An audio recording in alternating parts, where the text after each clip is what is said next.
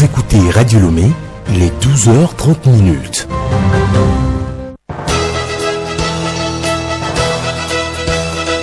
Le journal Geneviève Bognon. Bonne dégustation si vous êtes à table. Madame, Monsieur, bonjour et merci de nous choisir pour vous informer. Au sommaire de cette édition, grâce présidentielle à 352 prisonniers, cette remise de peine accordée par le chef de l'État vise principalement à désengorger des établissements pénitentiaires du pays.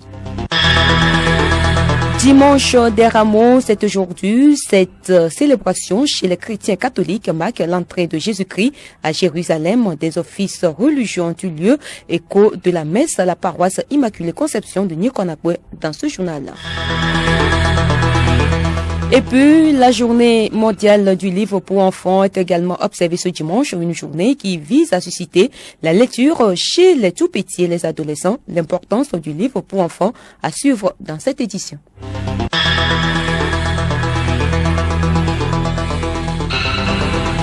radiolomé.tg.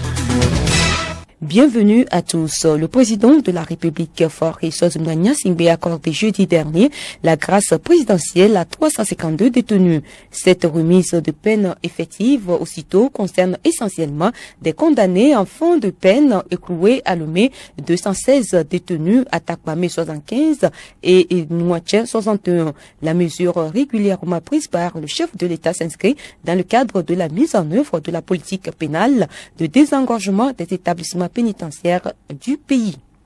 De la présidence à la primature, Madame le Premier ministre Victoire Tomiga Doubé a échangé hier avec la secrétaire d'État chargée du développement, la francophonie et des partenariats Chrysoula Zakharopoulou. Au menu des discussions, la coopération bilatérale entre Lomé et Paris. Chrysoula Zakharopoulou au sortir de l'audience. Nous voulons aujourd'hui, comme il était demandé par le président de la République Emmanuel Macron, qu'il faut passer d'une logique de l'aide à une logique de l'investissement. Investissement solidaire, ça veut dire nous avons beaucoup de défis et on a besoin que pas seulement les secteurs publics, mais les secteurs privés s'engagent, les secteurs privés français et européens, mais aussi de votre pays, qu'on puisse construire des projets ensemble. En particulier, on a parlé dans la zone du Nord. Voilà, alors, on a discuté sur tout ça. Je suis content parce que on commence une nouvelle phase de notre coopération qui va être accélérée. On a beaucoup de projets sur la question de l'assainissement de l'eau, de l'énergie, la question de gestion des déchets, l'éducation et la formation professionnelle. Il y a beaucoup de choses que nous faisons déjà à travers aussi notre agence de développement, la AFD, mais nous voulons faire plus. Et dans le cadre du séjour de la secrétaire d'État chargée du développement de la francophonie et des partenaires internationaux, une visite a été effectuée hier à la station de traitement d'eau potable de Kakaveli à Lomé. Sa visite a permis de voir les réalisations au sein de la station qui ont reçu l'appui financier du groupe Europe et l'agence française de développement AFD. Zolika Boabdallah, directrice de l'AFD. Alors l'objet de cette visite, c'est de mettre en perspective les investissements qui sont réalisés pour accompagner la politique du gouvernement de développer les taux de desserte d'accès à l'eau potable. Être à la station de Kakaveli, c'est d'abord montrer les investissements et les réhabilitations qui ont été effectués pour développer les capacités de traitement de l'eau potable, pour montrer le nouveau laboratoire qui a été installé, qui va permettre pour la première fois d'avoir un laboratoire pour l'analyse des eaux usées et puis pour mieux apprécier la qualité de l'eau potable qui est distribuée aux habitants du Grand Lomé. C'était l'opportunité de mettre en avant la coopération entre la France, l'Union européenne et le Togo. Samba Koubonou, directeur général de la Société de patrimoine eau et assainissement en milieu urbain, semi-urbain au Togo, SPO, n'a pas caché sa joie. C'est de la joie et de la fierté. Nous avons visité ensemble le nouveau laboratoire qui a été réalisé dans le cadre d'un projet AEP Lomé Phase 2, financé par l'AFD et l'Union européenne. Ce nouveau laboratoire renforce notre capacité aux analyses d'eau potable que nous produisons. Jusqu'à aujourd'hui, on ne faisait pas l'analyse de la présence des métaux lourds dans l'eau. Ce laboratoire va permettre de faire l'analyse des métaux lourds Et ensuite, on n'analysait pas aussi les eaux usées. Vous voyez les usines qui sont installées dans Lomé et qui rejettent les eaux usées. Nous n'étions pas en capacité de savoir si ces rejets sont conformes aux normes. Donc, avec ce laboratoire, la TDE est en mesure de dire si un effluent est conforme ou pas conforme. Et nous sommes très fiers de cette réalisation qui rentre dans la droite ligne des objectifs fixés pour Lomé à l'horizon 2025 en matière d'eau potable et d'assainissement. La visite s'est faite en présence du ministre de l'eau et de l'hydraulique villageoise Bolja Thiémon. L'actualité, c'est aussi l'Union des forces du changement UFC qui affûte ses armes pour des élections régionales. Et ses responsables fédéraux du Grand Lomé sont en séminaire de formation à Lomé.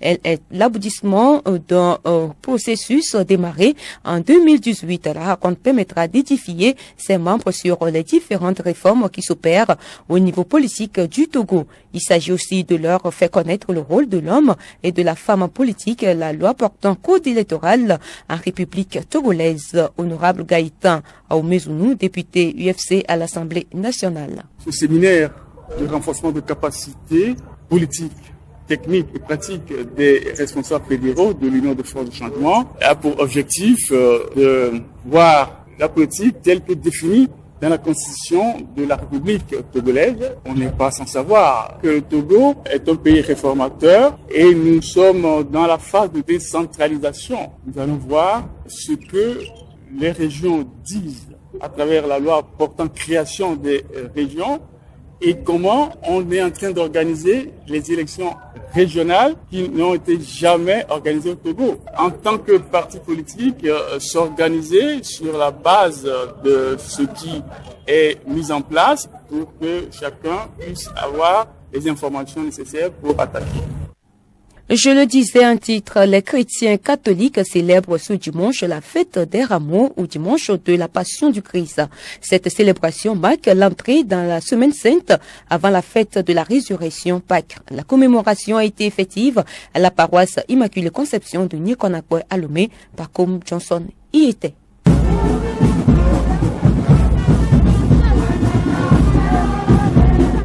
Rameau en main, en rappel de la foule qui accueillait Jésus à son entrée à Jérusalem, les fidèles accompagnés par la fanfare se sont dirigés en procession vers l'église pour la célébration eucharistique.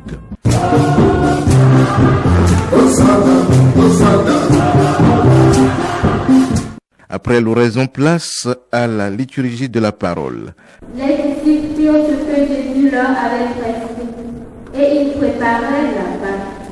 Le soir venu, Jésus se trouvait à table avec les disciples. Pendant le repas, il leur déclara: Amen, je vous le dis, l'un de vous va me livrer. L'évangile sur la passion du Christ est tiré du livre de Saint Matthieu. Dans son homélie, le célébrant a mis l'accent sur l'humilité du Christ et invite à faire comme lui. Nous sommes appelés avec moi à accueillir le témoignage de Jésus, et qui est fils de Dieu qui s'en est versé. Nous aussi, nous sommes appelés à témoigner de Jésus partout où nous sommes, dans nos différentes communautés, dans nos maisons, dans nos lieux de travail, dans nos lieux de service. La célébration s'est achevée par la bénédiction finale, marquant ainsi le début de la Semaine Sainte.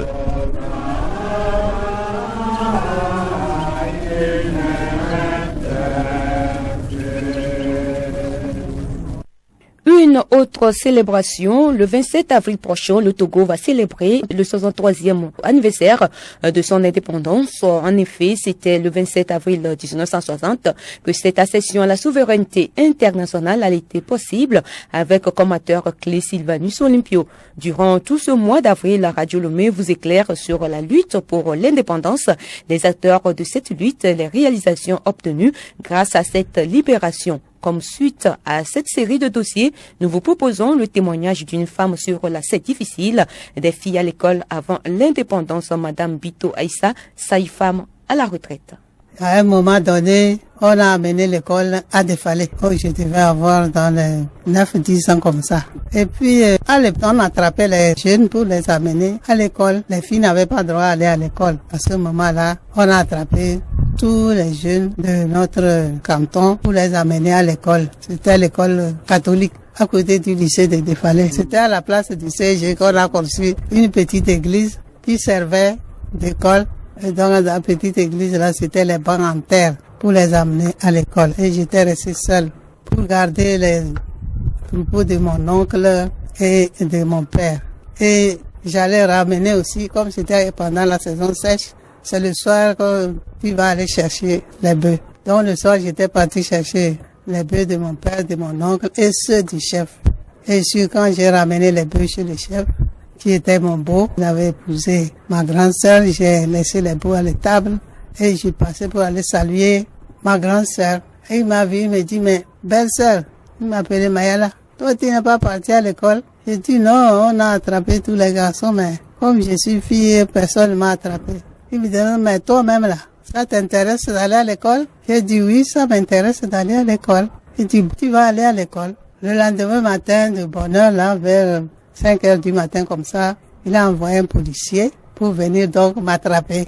Et quand il est venu, il a frappé à la porte, mon père. C'est le chef qui m'a envoyé chercher Sarteka pour l'amener à l'école. Il dit Sarteka pour l'amener à l'école? Mais Sarteka, c'est pas un garçon, tous les garçons sont à l'école, Sarteka. Comment Sarteka va aller à l'école? C'est le chef qui a dit d'amener Sarteka à l'école. Donc, mon père a dit, bon, si c'est comme ça, bon. Moi, j'ai entendu, j'étais déjà dans la chambre, quand j'ai entendu, hop, je suis sorti sur mes pieds. J'ai suivi, donc, les policiers, d'où on est parti chez le chef canton. Arrivé là-bas, c'était une foule de garçons. Il y en a qui pleuraient parce qu'on les avait forcés pour aller.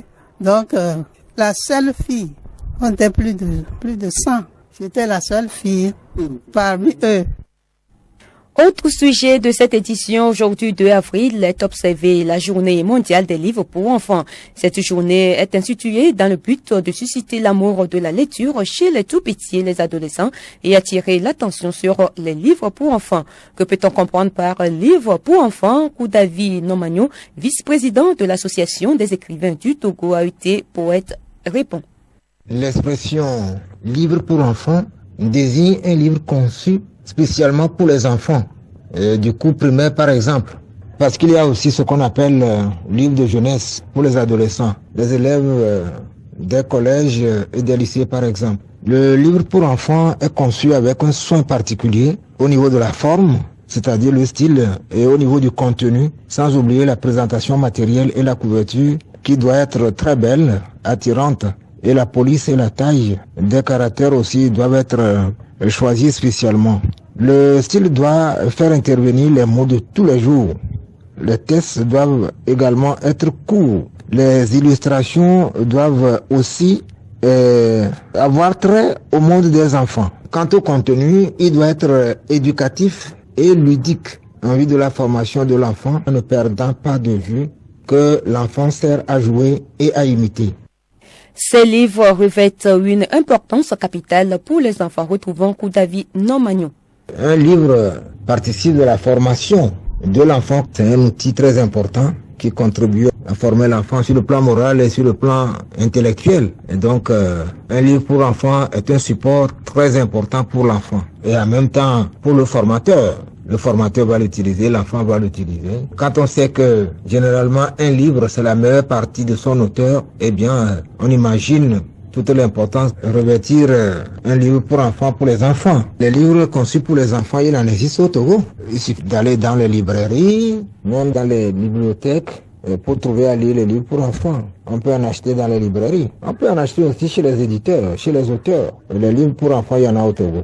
Le poète revient sur quelques titres des livres pour enfants écrits par les Togolais. Par exemple, Afia à la campagne, c'est un livre pour enfants écrit par Anne Dobé aux éditions Néa, Togo, à Lomé ici en 1978. Nous pouvons citer aussi Emefa de Toussaint Kossi-Guénou, publié aux éditions Raro. Ernestine Akwabi Akapogofo aussi a publié La chèvre vaniteuse, qui est un livre pour enfants aux éditions Flamboyant à Cotonou en 1992. L'enfant et les animaux. Voilà encore un autre livre pour enfants de la même auteure.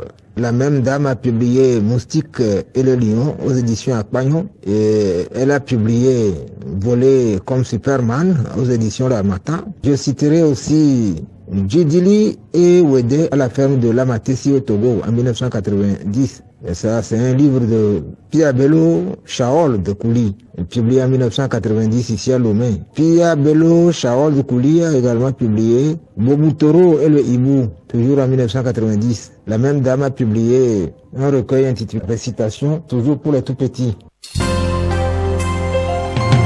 Le journal Geneviève Bognon. Quelques informations en page internationale. Les correspondantes des journaux français, Le Monde et Libération expulsées du Burkina Faso. Les deux journalistes ont quitté hier Ouagadougou après avoir reçu une notification des services de la Sûreté nationale. Les raisons de l'expulsion n'ont pas été révélées, mais elles avaient été entendues la veille par les services de sécurité. En République démocratique du Congo, le courant ne passe plus entre Martin Fayulu et l'ancien Premier ministre Adolphe Muzito. Les deux personnalités alliées depuis la présidentielle de 2018 se brouillent autour de la gestion de la coalition Lamouka qui avait accompagné la candidature de Martin Fayulu. Le camp de Muzito a menacé hier de radier Martin Fayulu s'il ne passe pas le flambeau d'ici 10 jours à Adolphe Muzito. Les divergences entre les deux hommes restés seuls mettent à bord de la plateforme après les départs entre autres de Moïse Katumbi et Jean-Pierre Bemba datent de près d'1 an. Et puis le pape François est arrivé sur la place Saint-Pierre au Vatican pour la messe du dimanche et qui va lancer des célébrations de Pâques au lendemain de sa sortie d'un hôpital de la capitale italienne pour soigner une bronchite. Le souverain pontife de 86 ans saluait brièvement la foule tandis qu'il se déplaçait sur la place à bord de sa mobile, affichant un air grave avant de célébrer cette cérémonie devant 30 000 personnes.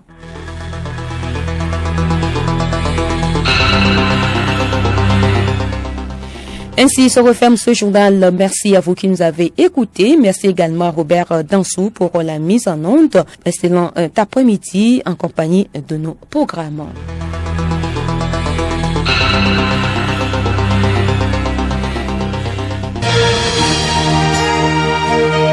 Radio Lomé, boîte postale 434, email radiolomé@radiolomé.tg.